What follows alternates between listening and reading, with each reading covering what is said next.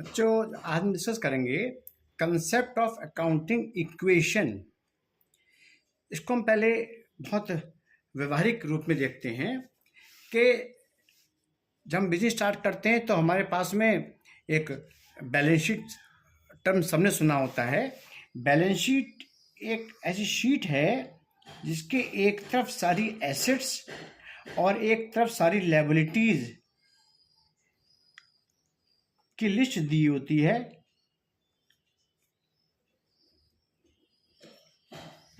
अब basic term में हम लोग सीख चुके हैं कि कैपिटल एक लायबिलिटी का नाम है।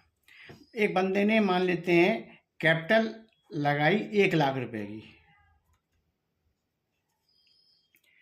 हम मानते हैं अपने आप को एक सेपरेट एंटिटी, तो हम एक सेपरेट एंटिटी फर्म है, तो फर्म के रूप में हमारे पास कैश आ गया 1,00,000 रुपए का। ठीक, अब हमने अगर फर्नीचर खरीदा है, चलिए हमने फर्नीचर खरीदा 10,000 रुपए का, तो क्या होगा, कैश जो 1 लाख का था, कैश अब रह जाएगा 90,000 का। इसका मतलब है इसी कैपिटल के जो पैसे थे उसी से आपने यूज करा। अब आपने स्टॉक खरीद लिया, मान लेते हैं 50,000 रुपए का, तो 50,000 रुपए का आपका, फिर ये कैश कम होकर के ये 40 का रह गया, तो ये तो अभी भी 1,00,000 रहा। अगर आपने माल उधार खरीदा होता, मान लेते हैं 30,000 रुपए का माल आपने उधार खरीदा, तो 30,000 रुपए के आपके क्रेडिटर्स हो गए, 30,000 रुपए के क्रेडिटर्स हो गए। इसका मतलब है अब इस 1,30,000 डिटेल यहाँ पर होनी चाहिए। जो 30,000 के क्रेडिटर्स हो गए हैं और आपने माल उधार खरीदा है, तो जो माल 50 का था वो अब हो गया 80 का। तो देखिए ये टोटल अभी भी इसके बराबर हो रहा है। इसका मतलब क्या हो गया, इसका मतलब ये हो गया assets are always equal to capital plus liability.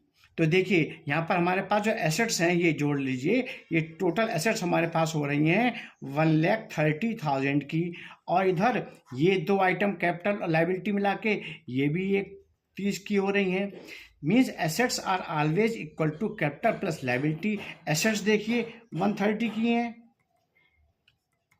Capital 1,00,000 रुपए की है, और लायबिलिटी 30 की है।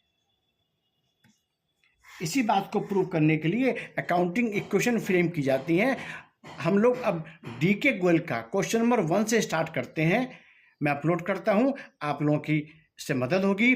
फिर भी कोई क्वेरी रहती है तो आप मेरे नंबर पर कॉल कर सकते हैं 9456059247। अभय सक्सेना ई गुरुकुल यूट्यूब पर जाके देख सकते हैं।